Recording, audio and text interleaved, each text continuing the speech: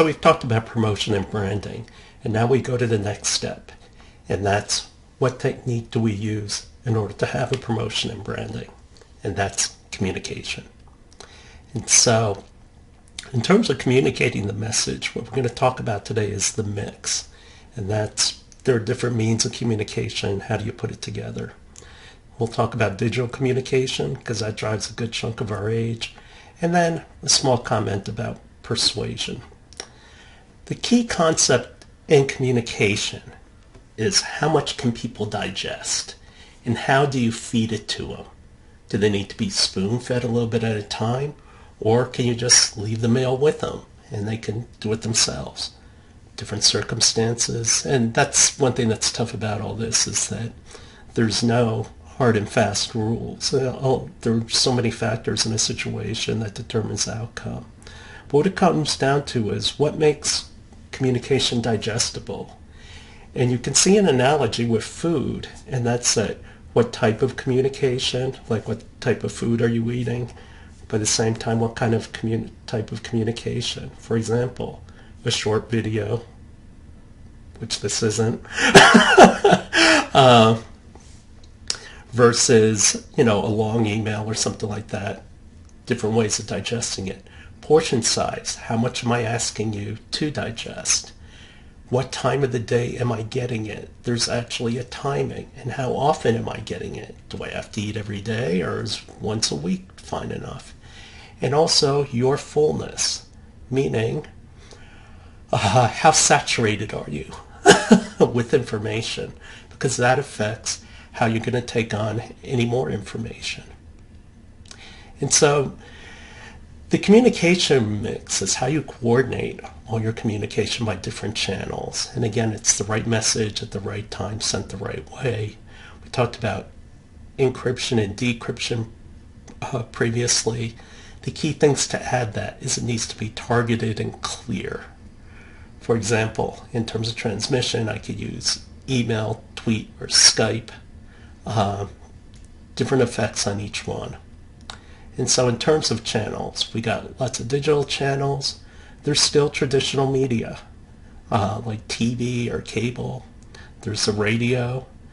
There are booths. There are places we can just go talk to people. And of course, there's print. In terms of digital media, actually this one is probably outdated. It has gotten much, much bigger. There are at least 10,000 software programs out there, and we'll talk about it when we get to digital media. And they're predicting there are going to be 100,000. There's a lot of media out there, but here's an example of all the digital media, and you can just look at this on your own. In terms of the market communications mix, you have to decide, am I going to be physical or digital? And so am I going for sales promotion, personal selling, PR, direct marketing, or trade fairs and exhibitions? That's pretty much the different types of range. And you can do it physically or you could do it digitally. Personal selling is about one-on-one selling. So the process of personal selling is first you have to prospect. Who is it that I'm going to go talk to? Make contact, have a sales call, rebuttal. If you're lucky, they'll say, I'll buy it. But basically most people don't buy the first time, and so you have to come back to them. And so you have to pretty much start taking away all the reasons why they don't want to sell it. That's the brilliance of Amazon. Again, they walked through the entire value chain and figured out all the problems and had an answer for it. And then you have to close. In terms of sales promotion, you can have giveaways, discounts, contests and prizes, charities, give to good causes, customer relationship management, and that's about how I personalize my promotion to you. And finally, digital media, which is web and mobile. In terms of public relations is still very important. As you could see today especially, bad public relations can get you killed. So what is PR? It's about literature and press releases. Actually, it was funny when I was an executive of a startup. There were these press releases I'd be quoted, and I'd sit there and go, wow, that's so good I don't even remember saying it. charities, open houses, product placements, and publicity events, stunts, things to get people's attention. Trade fairs and promotion, people still go to. These are the different things that happen at trade fairs. One thing that's very interesting is Semicon West is the biggest semiconductor trade fair every year. And thousands of people from all over the world come.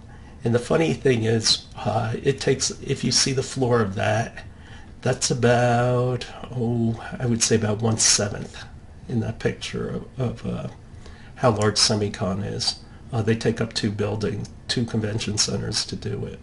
But the funniest thing about Semicon is everybody jokes about nobody goes there to buy anything. And the reason why nobody goes there to buy anything is people use that time to have meetings. And that's that you're in a global business. So how do you make time to have a face-to-face meeting? Very difficult because you got to fly and everybody's busy and everything. So what everybody in the industry says, hey, are you going to Semicon? Hey, let's set up a time. And so that's where you're not the added benefit and the importance of trade fairs. Direct marketing to know about. And finally, internet and mobile. And so what is the goal overall of promotion? And that's you're trying to sell products. But keep in mind, what is sales about? It's about the funnel. And the thing we know about the funnel is that there's a percentage probability at every step. So maybe I want to generate leads first, or maybe I need to get awareness. Again, each one of these relates somehow to the funnel. And how do you fill that funnel? In the next video, I'll start talking about technology.